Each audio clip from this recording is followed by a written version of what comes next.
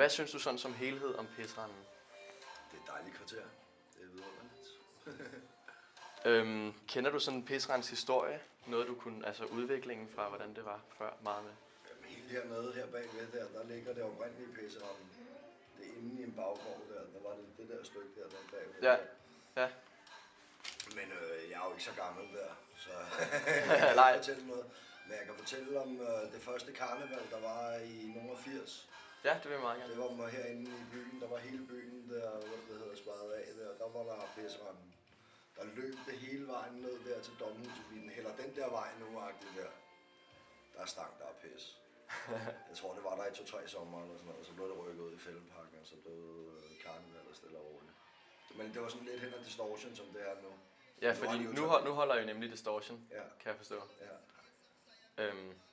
Det elsker jeg. Ja. Altså, hvilken betydning har Pisserenden for dig og for København? Sådan.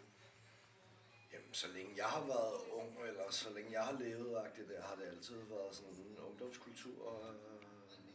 Så i 70'erne, der var det noget med, hvad det hedder, med sådan noget musmus der, ligesom det der, du ved, og nogle afghanerpelse, og nogle strikkede sweater og lidt. Ja.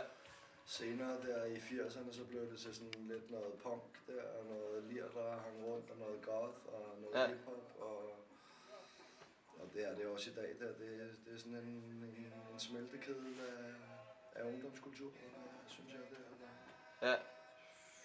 Fordi at der er små lokaler her, og der er stemningen, og der er universitetet rundt omkring. Ja, det er nemlig et rigtig hyggeligt kvarter. Ja. Det svarede næsten også lidt mit andet spørgsmål. Jeg vil gerne sådan høre, hvordan du betegner den sådan type, der kommer og køber i din butik, og altså også sådan, som du ser gå rundt i Pisserenden. Jamen, det er lidt dem, der går off the beaten track-agtigt der. Dem, der godt kan lide at have sådan nogle der på, som heste har på. Skyklapperne på der-agtigt der. De går ned på strøget og finder det, de kan finde alle mulige andre steder på jorden. Om du er i Shanghai, eller Reykjavik, lige præcis. Krasnikov, så kan du finde en Henrik og Maurits, og en slags Matas, og en Burger King, og en et eller andet der. Mm. Og hernede her i de her gader her, er der lidt noget andet der, og det er dem, der... Og jeg er glad for dem, der går dernede, de bliver dernede, og jeg er glad for dem, der kommer her, der kommer her. Ja, det kan jeg godt forstå. Ja, det sidste spørgsmål, det er sådan, om du kender andre, der sådan ellers kunne fortælle noget om Pisserenden.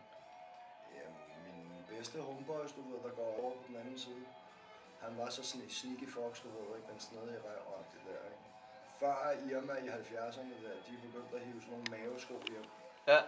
Du ved, sådan nogle Kina-sko. Ja, dem kender jeg godt. Dem har du også haft, og de har også været populære, du ved, sådan flere gange. De der sudsko, ja. Så dem har man set folk været rundt, men dem var han den første til at importere, du ved, før det overhovedet var. Han har været her i gaden, du ved, for det var rigtig røvertid.